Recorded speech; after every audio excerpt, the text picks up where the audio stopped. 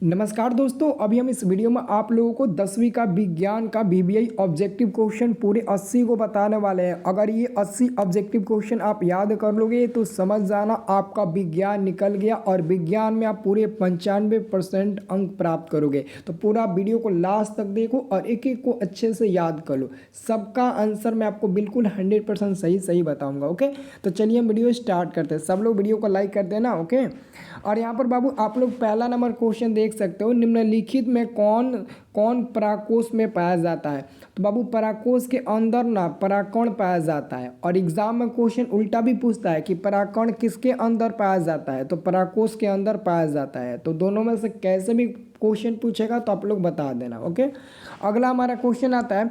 अगला हमारा क्वेश्चन दूसरा नंबर है, निम्नलिखित में कौन पादप हार्मोन नहीं है। तो बाबू ऑप्शन नंबर बी है ना, ये हमारा पादप हार्मोन नहीं है। साइटोकाइनिन, ऑक्सिन, इथाइलिन ये सब हमारा पादप हार्मोन होता है, लेकिन ऑक्सीटोसिन ये हमारा पादप हार्मोन नहीं होता है। तो दूसरा का आंसर आपका मिल जाएगा ऑप्शन नंबर बी। इसे आप लोग भूलना मत, इसे याद रखना। अगला हमारा क्वेश्चन आता है तीसरा नंबर। ये क्वेश्चन है अलैंगिक जनन की विधि है। तो बाबू अलैंगिक जनन की विधि मुकुलन भी होता है, बीजाणु जनन भी होता है, विखंडन भी होता है। तो यहाँ पर हमारा आंसर मिल जाएगा डी नंबर तीसरा का।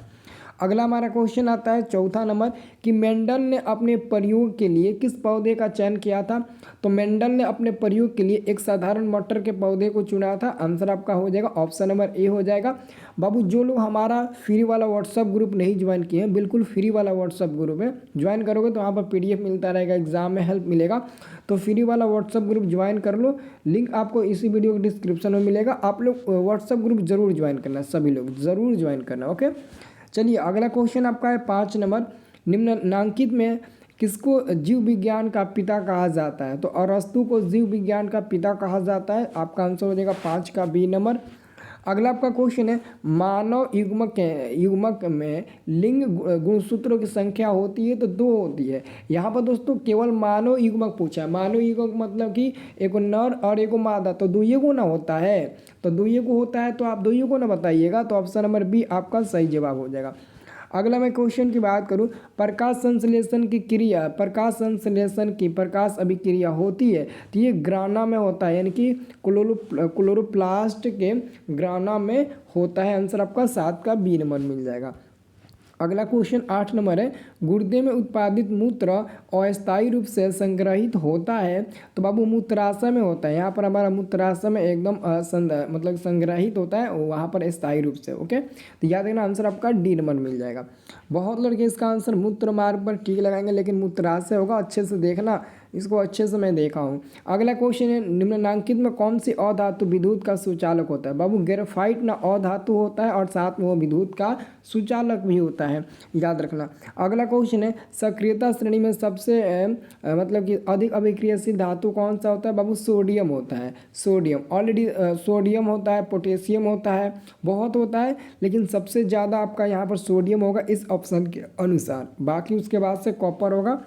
अब देखिए अगला क्वेश्चन आपका है शुद्ध सोना को कितने कैरेट के शुद्ध सोना कितने कैरेट का होता है। तो शुद्ध सोना 24 कैरेट का होता है। और जो आपका आभूषण बनाने वाला सोना होता है ना, एक होता है आभूषण, आभूषण बनाने वाला सोना होता है। तो आभूषण वाला सोना बाबू क्या होता है, तो 22 कैरेट का होता है, लेकिन शुद्ध सोना हमारा 24 कैरेट का होता है। तो आंसर आपका सी नंबर होगा इसका। अगला क्वेश्चन है निम्नलिखित में किस धातु को किरोसिन में डुबो कर रखते हैं। तो बाबू सोडियम धातु को हम लोग किरोसिन में डुबो कर रखते हैं। सोडियम का संकेत Na होता है, इसे आप लोगों को याद रखना है।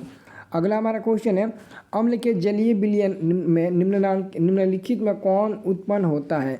अम्ल के जलीय विलयन में देखो, अम्ल जल में घुलकर हाइड्रोजन आयन बनाता है, जबकि क्षार जल में घुलकर हाइड्रोक्साइड आयन बनाएगा। तो जब कहेगा क्षार, तो क्षार के लिए हमारा क्या होगा, क्षार के लिए ऑप्शन नंबर हमारा ए सही उत्तर होगा, और अम्ल के लिए हमारा ऑप्शन नंबर बी होगा। अगला हमारा क्वेश्चन है निम्नलिखित सबसे सबल अम्ल। सबल अम्ल का मतलब होता है प्रबल अम्ल। तो याद रखना ये हमारा सबसे, ये तो HBr हमारा दुर्बल अम्ल हो जाएगा और जो HF है ना, HF वो हमारा सबल अम्ल है, लेकिन इससे ज़्यादा सबल अम्ल आपका ये है डी नंबर वाला HI। ओके, याद रखना। अगला हमारा क्वेश्चन है शुद्ध जल का pH मान। बाबू शुद्ध जल का pH मान 7 होता है और उदासीन विलयन का pH मान भी 7 होता है और शुद्ध जल का pH मान भी आपका 7 ही होता है, याद रखना। अगला क्वेश्चन है आपका निम्नलिखित में कौन सा पदार्थ जलीय विलयन नीले लिटमस पत्र को लाल कर देता है। अगर नीले को लाल करता है तो वो पक्का आपका अम्ल होगा, वो पक्का 100% अम्ल होगा। ओके, याद रखना। अगला आपका क्वेश्चन है किसी गोलीय दर्पण की फोकस दूरी +20 सेंटीमीटर है, तो यह गोलीय दर्पण किस प्रकार का है। तो बाबू आपको पता है ना F बराबर R/2 होता है, R/2 होता है। तो जब आपको पता है F बराबर नहीं एक मिनट, ये आपको इसमें कुछ निकालना नहीं है, बस क्वेश्चन है कि अगर फोकस दूरी 20 सेंटीमीटर है तो गोलीय दर्पण कैसा होगा। बाबू यहाँ पर हमारा फोकस दूरी प्लस में दिया है, कितना दिया है उससे हमको मतलब नहीं है, प्लस में दिया कि माइनस में दिया हमको उससे मतलब है। तो फोकस दूरी प्लस में, तो प्लस में फोकस दूरी किसका होता है, उत्तल दर्पण का होता है ना। तो यहाँ पर हमारा ऑप्शन नंबर बी हो जाएगा। अगर वही माइनस में 20 रहता तो ऑप्शन नंबर ए हो जाता। ओके, याद रखना। अगला हमारा क्वेश्चन है समतल दर्पण द्वारा बना प्रतिबिंब होता है। तो समतल दर्पण द्वारा हमेशा वो प्रतिबिंब ना काल्पनिक होता है। समतल दर्पण में वास्तविक प्रतिबिंब बनता ही नहीं है कि आप लोग डी नंबर पर टिक लगाओगे। ऑप्शन नंबर आपका बी नंबर सही उत्तर होगा। अगला हमारा क्वेश्चन है निम्नलिखित में दर्पण सूत्र कौन है। तो दर्पण सूत्र आपका ऑप्शन नंबर बी हो जाएगा 1/F बराबर 1/V + 1/U। प्लस वाला होगा, माइनस वाला नहीं होगा, प्लस वाला होगा। ऑप्शन नंबर जो ए है ना, ये आपका लेंस का सूत्र होता है। जो ऑप्शन नंबर ए में दिया ना वो लेंस का सूत्र होता है। ऑप्शन नंबर बी वाला आपका दर्पण सूत्र होता है। अगला आपका क्वेश्चन है 20 नंबर क्वेश्चन है किसी दर्पण द्वारा आवर्धन होता है, किसी दर्पण द्वारा आवर्धन, तो प्लस में 1 होता है, प्लस में 1 पर टिक लगाना आप लोग 20 का आंसर ए नंबर मिल जाएगा। अगला क्वेश्चन आपका निम्नलिखित में से किस दर्पण द्वारा किसी वस्तु का आभासी प्रतिबिंब मिल सकता है। आभासी प्रतिबिंब, अगर देखो आभासी का मतलब क्या होता है, आभासी का मतलब होता है बाबू काल्पनिक। क्या होता है, आभासी का मतलब होता है काल्पनिक। तो काल्पनिक प्रतिबिंब प्राप्त करने के लिए आपको काल्पनिक प्रतिबिंब तो उत्तल में भी बनता है, समतल में भी बनता है और यहाँ तक कि अवतल में भी बनता है। तो डी नंबर आपका आंसर सही हो जाएगा। अगला आपका क्वेश्चन है आकाश का रंग नीला होना किस घटना का परिणाम है। तो प्रकाश का प्रकिरण के कारण ही आकाश का रंग नीला दिखाई देता है। अगला क्वेश्चन है विरल माध्यम से सघन माध्यम जाती हुई किरण मुड़ जाती है, तो बाबू अभिलंब की ओर मुड़ जाती है, अभिलंब से दूर नहीं बल्कि अभिलंब की ओर मुड़ जाती है। आंसर ए नंबर मिल जाएगा। अगला क्वेश्चन है निम्नलिखित में से किस लेंस की फोकस दूरी धनात्मक होती है। बाबू धनात्मक फोकस दूरी होती है, तो धनात्मक फोकस दूरी होती है उत्तल लेंस की। ऑप्शन नंबर आपका हो जाएगा ए नंबर, उत्तल लेंस की फोकस दूरी धनात्मक होती है, इसे आप लोग को याद रखना है। अगला क्वेश्चन है किस pH मान वाला विलयन सबसे अधिक क्षारीय देगा। तो जो सबसे ज़्यादा होगा वही ऑप्शन नंबर आपका सी हो जाएगा। ऑप्शन नंबर से 11 जो है ना वो क्षारीय विलयन का pH मान है और सबसे ज़्यादा यही दर्शाएगा। अगला आपका क्वेश्चन है चूना जल का रासायनिक नाम। बाबू चूना जल का रासायनिक नाम होता है कैल्शियम हाइड्रोक्साइड, और कैल्शियम हाइड्रोक्साइड का अगर सूत्र में लिखूं तो क्या होगा कैल्शियम Ca और हाइड्रोक्साइड यानी कि OH। तो कैल्शियम हाइड्रोक्साइड हो जाएगा कैल्शियम हाइड्रोक्साइड, ये हमारा चूना जल हो गया कैल्शियम हाइड्रोक्साइड, याद रखना आपका आंसर मिलेगा बी नंबर। अगला क्वेश्चन है सोडा एस, तो सोडा एस का सूत्र होता है option number B sodium Na2 और CO3, ये होता है। अगर आप ऑप्शन नंबर डी को बताएंगे तो गलत हो जाएगा, क्योंकि वो बेकिंग पाउडर का यानी कि बेकिंग सोडा का वो सूत्र होता है, लेकिन हमको सोडा एस का सूत्र बताना है तो ऑप्शन नंबर बी होगा, याद रखिएगा। अगला क्वेश्चन है ग्लोबल लवण का सूत्र होता है, तो ग्लोबल लवण का सूत्र बाबू सोडियम सल्फेट इंटू 10H2O होता है। ऑप्शन नंबर आपको याद रखना है, ए नंबर वाला आपका सही जवाब मिल जाएगा। अगर मैं अगला क्वेश्चन की बात करूं, देखो क्वेश्चन है अगला संश्लेषित सूचक, तो आपका हल्दी नहीं होगा, हल्दी आपका प्राकृतिक सूचक है, आपका हो जाएगा मिथाइल अरेंज फिनम्थोलिन हो जाएगा, ये सब हमारा संश्लेषित सूचक हो जाएगा। तो याद रखना आपका आंसर सी नंबर मिल जाएगा। अगला क्वेश्चन है निम्नलिखित में कौन सा पदार्थ बिना ज्वाला के जलता है। तो वो है आपका कोयला। कोयला के खदान में कभी गए हो, कोयला बिना ज्वाला के जलता है, कभी सोचना भी मत वहाँ जाने के लिए। ओके, अगला क्वेश्चन उपचयन में निम्नलिखित में क्या होता है। देखो उपचयन वह अभिक्रिया है जिसमें हाइड्रोजन का वियोग होता है, हाइड्रोजन का ह्रास होता है, ऑक्सीजन का योग होता है, इलेक्ट्रॉन का त्याग होता है, तो सभी इसका आंसर होगा, याद रखना। अगला मैं क्वेश्चन की बात करूं, जल के विद्युत अपघटन में कैथोड पर कौन सी गैस मुक्त होती है। तो हाइड्रोजन गैस यानी कि H2 गैस मुक्त होती है। हाइड्रोजन गैस मतलब कि H2 गैस मुक्त होती है, इसे आप लोगों को याद रखना है। अगर मैं अगला क्वेश्चन की बात करूँ, सेल का विद्युत वाहक बल है। सेल का विद्युत वाहक बल पता है, सेल द्वारा इकाई आवेश पर किया गया कार्य होता है बाबू, किया गया कार्य, ठीक है ना, याद रखना, किया गया कार्य ऊर्जा। आंसर आपका हो जाएगा ऑप्शन नंबर आपका सी नंबर होगा, याद रखना। अगला हमारा क्वेश्चन आता है, पारिस्थितिकी तंत्र में ऊर्जा का प्रवाह होता है तो एक दिशीय होता है, यानी कि एक दिशा में होता है। एक दिशा मतलब कि एक दिशीय। आंसर आपका 34 का ऑप्शन नंबर ए मिलेगा, याद रखना। अगला मैं क्वेश्चन की बात करूँ, आवेश का SI मात्रक क्या होता है? कूलम्ब होता है, ऑप्शन नंबर बी हो जाएगा। और जो ऑप्शन नंबर ए है ना, वो प्रतिरोध का होता है। और जो सी नंबर में है एम्पीयर, वो हमारा विद्युत धारा का होता है। और जो डी नंबर में आपका वोल्ट, वो हमारा विभवांतर का होता है। तो याद रखना है आप लोगों को। अगला क्वेश्चन है, दूरदृष्टि दोष वाले नेत्र साफ साफ देख सकता है तो दूर की वस्तुओं को वो आसानी से स्पष्ट रूप से देख सकता है। तो आंसर आपका मिल जाएगा बी नंबर, इसे आप लोग को याद रखना है। अगर मैं अगला क्वेश्चन की बात करूं तो अगला हम लोग का क्वेश्चन है, निम्न में कौन सा ऊर्जा स्रोत सौर ऊर्जा का व्युत्पन्न नहीं है? वो हमारा होता है नाभिकीय ऊर्जा। क्या होता है? नाभिकीय ऊर्जा। इसे आप लोग याद रखना है, नाभिकीय ऊर्जा आपका सही जवाब हो जाएगा। क्या हो जाएगा? नाभिकीय ऊर्जा आपका सही जवाब हो जाएगा, इसे आप लोग को याद रखना है। अगर मैं अगला क्वेश्चन की बात करूं तो अगला क्वेश्चन, विद्युत धारा के चुंबकीय प्रभाव का खोज किसने किया था? तो ऑस्टेड नामक वैज्ञानिक ने किया था। यहाँ पर डी नंबर होगा, ए नंबर माइकल फैराडे नहीं होगा। अब देखो अगला क्वेश्चन है, चिन्हों की निर्देशांक परिपाटी में धनात्मक फोकस दूरी। देखो धनात्मक फोकस दूरी अवतल दर्पण, अगर दर्पण की बात करें तो उत्तल दर्पण में होता है, और लेंस की बात करें तो उत्तल लेंस में होता है, ठीक है। तो इसका आंसर देखो क्या बनता है, ए और बी दोनों बनता है। तो ए और बी दोनों आपके पास ऑप्शन नंबर डी में दिया है, ये हमारा सही उत्तर हो जाएगा। ओके, अब देखिए अगला क्वेश्चन है, निम्नलिखित में किस कारण सामान्य नमक का जलीय घोल विद्युत का सुचालक होता है? तो देखो मतलब ना क्या किसके कारण, एक मिनट किसके कारण होता है इसका आंसर, मतलब कि आवेश के, मतलब कि उसका ऋण के कारण होता है, ऋण आवेश के कारण। ऋण और आवेश और धन आवेश दोनों होगा, इसका आंसर दोनों होगा। इसका आंसर दोनों होगा बाबू, 100% इसका आंसर दोनों होगा, क्योंकि इसका आंसर मैंने देखा था और पढ़ा था, उसमें दोनों बताया था आंसर, याद रखना, दोनों बताया था। अब देखो अगला क्वेश्चन, अगला आपका क्वेश्चन है, पेंटेन जिसका सामान्य सूत्र होता है C5H12 कितने संरचना समयावधि संभव है? तो बाबू पेंटेन के 3 गो होता है और ब्यूटेन के 2 गो होता है। पेंटेन के 3 गो कौन कौन होता है? आइसोपेंटेन, नियोपेंटेन और नॉर्मल पेंटेन। जबकि आपका ब्यूटेन का आइसो नियो होता है, याद रखना। इसका पेंटेन का 3 होता है, ब्यूटेन का 2 होता है। अगला क्वेश्चन है, आवर्त सारणी कार्बन आवर्त सारणी किस वर्ग का सदस्य है? तो वर्ग 14 का सदस्य है, ऑप्शन नंबर डी हो जाएगा। अगला क्वेश्चन है, घोंघा रोग पनपता है बाबू, घेंगा अथवा ग्वाइटर, ये दोनों बीमारी आयोडीन की कमी के कारण होती है। आयोडीन मतलब कि नमक की कमी के कारण होती है। आंसर आपका मिल जाएगा सी नंबर। अगला क्वेश्चन आपका है, रंध्र मुख्यतः पाए जाते हैं, तो ये पत्तियों में पाया जाता है, रंध्र मुख्यतः पत्तियों में पाए जाते हैं। अगला क्वेश्चन है, रक्तचाप मापने के उपकरण को क्या कहते हैं? स्फिग्नो मैनोमीटर कहते हैं। आंसर आपका डी नंबर सही आंसर मिल जाएगा। अगला आपका क्वेश्चन है, पराकोष में क्या पाया जाता है? तो बाबू पराकोष में पराकण पाए जाते हैं ना, तो आंसर आपका गलत हो जाएगा। और इसी पर आधारित बाबू एकदम इसी का उल्टा क्वेश्चन 1 नंबर वाला पूछा था ना, मैंने दिखाया था ना, क्वेश्चन उल्टा पुल्टा करके पूछता है, तो याद रखना आंसर आपका ये डी नंबर मिलेगा।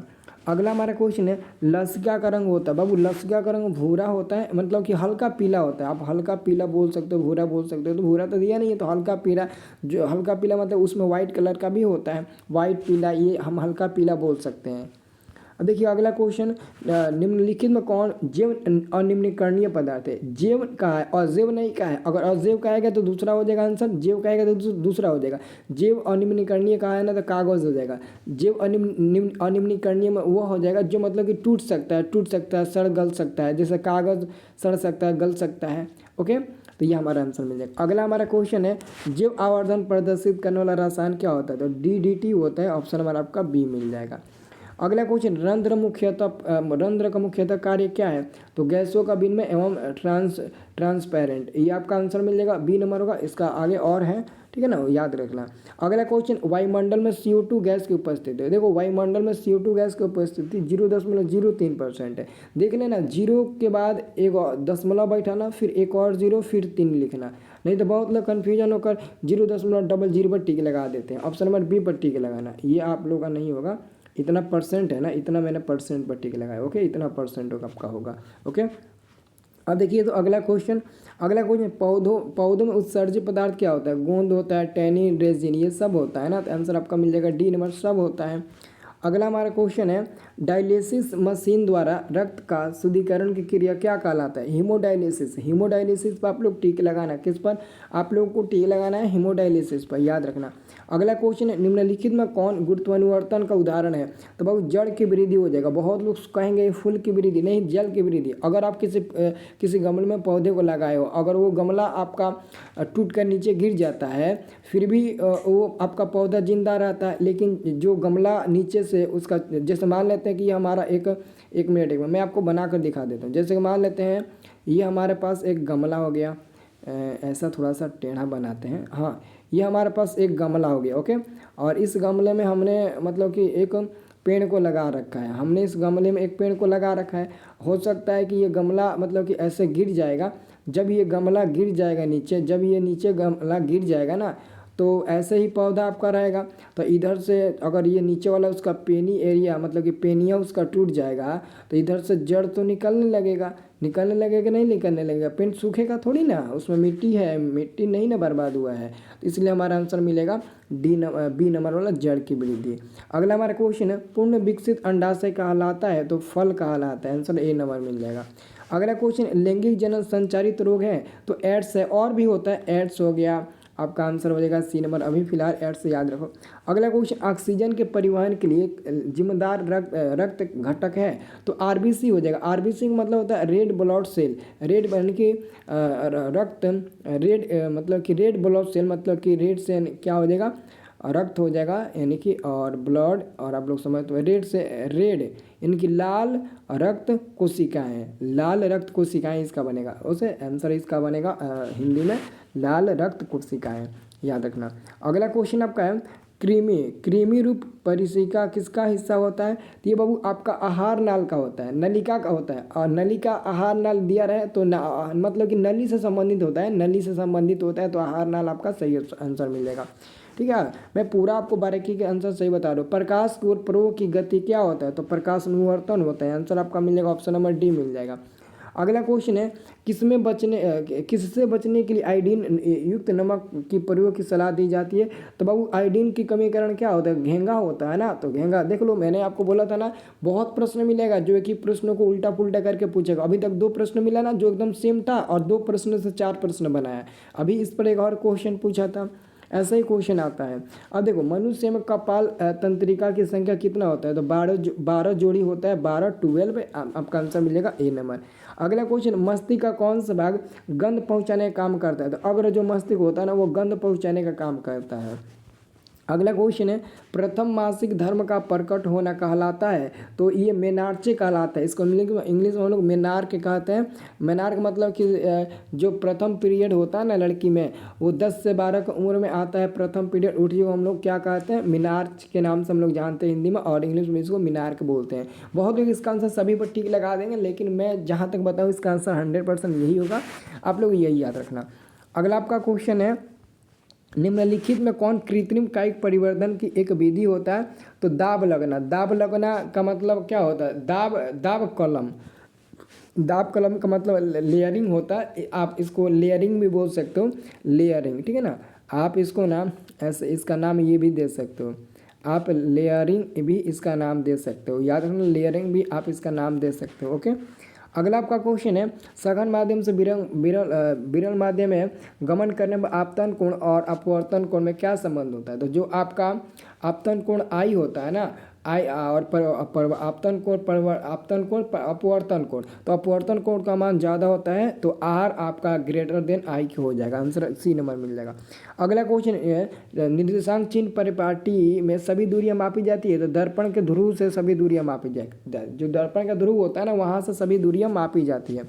अगला क्वेश्चन निम्नलिखित में किस धातु का सोलर सेल बना होता है? तो सिलिकॉन धातु का सोलर सेल बना होता है। आंसर आपका मिल जाएगा बी नंबर, याद रखना। अगला क्वेश्चन है लघु पतन के समय परिपथ का प्रतिरोध क्या होता है? तो बहुत अधिक बढ़ जाता है, जिसके कारण उसका लघु पतन के समय विद्युत एक मिनट लघुपतन के समय परिपथ का प्रतिरोध, बाबू प्रतिरोध ने पूछा है ना। लघुपतन के समय परिपथ जो होता है ना वो कम हो जाता है, बहुत कम हो जाता है, जिसके चलते धारा का मान ना अधिक हो जाता है और तार शॉर्ट सर्किट हो जाता है। अधिक पर मत टिक लगाना, बहुत कन्फ्यूज किया मैंने उस समय बताया था ना। मैं आपको बताया था लघुपतन से क्या समझते हैं, तो मैंने बोला था जब उदासीन तार एवं गर्म तार यानी काला और ब्लैक तार जब आपस में एक दूसरे के संपर्क में आ जाते हैं, यानी कि टूट कर एक दूसरे के संपर्क में आ जाते हैं, तो उस समय हमारे उस समय ना उस स्थिति में जो धारा का मान होता है ना वो काफ़ी अधिक हो जाता है। नहीं, पहले प्रतिरोध का मान कम होता है जिसके चलते धारा का मान अधिक हो जाता है। तो यहाँ पर हमारा आंसर आपका बी ही नंबर मिलेगा, याद रखना। अगला हमारा क्वेश्चन का आंसर देख सकते हैं। बहुत लोग सोचेंगे इसका आंसर नहीं मिलेगा, क्या मिलेगा क्या नहीं मिलेगा, और बहुत बोलो ना, हम देखे हैं कि बड़े बड़े लोग ना इसका आंसर नहीं बता पाते हैं और गलती बताकर चले जाते हैं, ये होगा वो होगा, लेकिन कोई सॉल्व करके थोड़ी ना बताएगा। क्वेश्चन कर रहे 100 वाट 220 वोल्ट के एक बल्ब के आड़े 100 विभवांतर आरोपित करने पर प्रवाही धारा का मान निकालें। तो सबसे पहले आप इसको हल कर लीजिए, आपको पता है ना। आप इसको हल करेंगे तो पी का मान आपका दिया गया कितना, पी बराबर आपको 100 वाट दिया गया है, ठीक है, और वी बराबर आपको 220 आपका वोल्ट दिया गया है।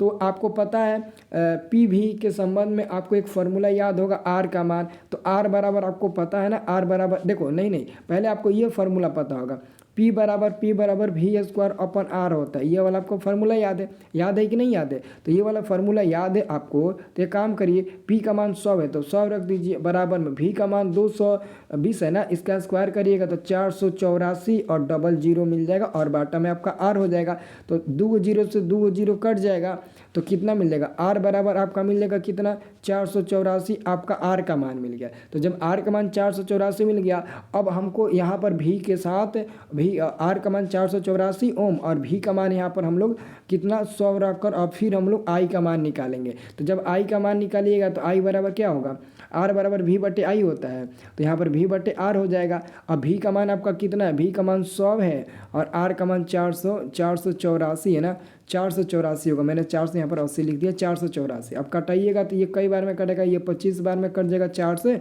और ये कट जाएगा 121 बार में कट जाएगा। तो आई का मान आपका 5/21 मिल जाएगा, 5/21 मिलेगा। लेकिन 5/21 121 आपके ऑप्शन में नहीं दिया। आई का मान क्या मिला था, आई बराबर हमारा 5/121 मिला था।